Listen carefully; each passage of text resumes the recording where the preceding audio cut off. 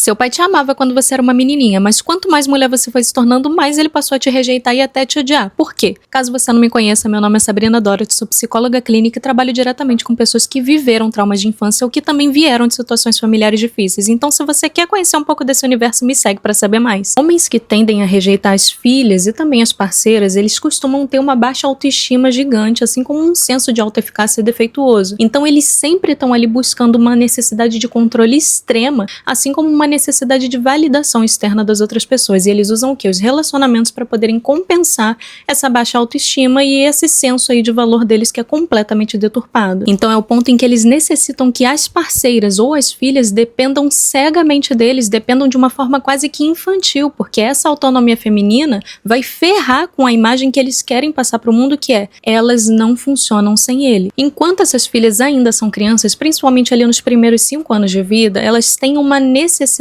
de apoio paterno. Aí, nesse ponto também, os pais eles acham que eles têm uma necessidade de ainda conseguirem moldar aquela criança, aquela menina, para que elas desempenhem o papel que eles querem na vida delas, que é aquele papel de dependência, de submissão cega que a gente está falando. E quando ela começa a se propor a pensar e questionar algumas coisas, como ele só se importa com esse respeito e com esse domínio, ele rejeita e ele passa a odiar. Então aquela menininha que ele antes enxergava como a menininha dos olhos dele e que iria alimentar para as outras pessoas a imagem dele sendo um paizão e um grande homem, acaba se tornando uma mulher questionadora e, portanto, uma ameaça. E ele faz o quê? Ele fala mal dela, ele para de ter contato com ela, ou ele simplesmente aborte toda essa família e ele se acha o gostosão, que começa a simplesmente sair com mulheres mais novas para que ele possa se autovalidar. Uma coisa muito perigosa que acontece com muitas dessas filhas é que elas costumam buscar em parceiros a necessidade de elas terem aquele suprimento que elas não tiveram da figura masculina do pai. Então elas às vezes acabam se envolvendo com homens dominadores que mostram que têm o controle de tudo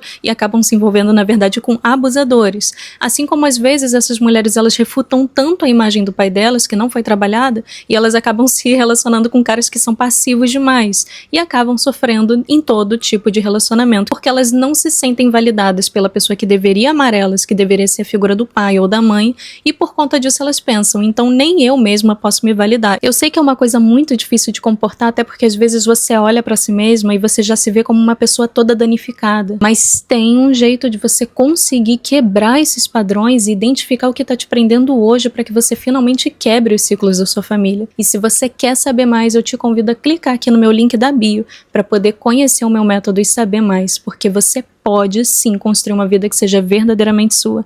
Tá interessada? Vai lá no meu link da bio para saber mais.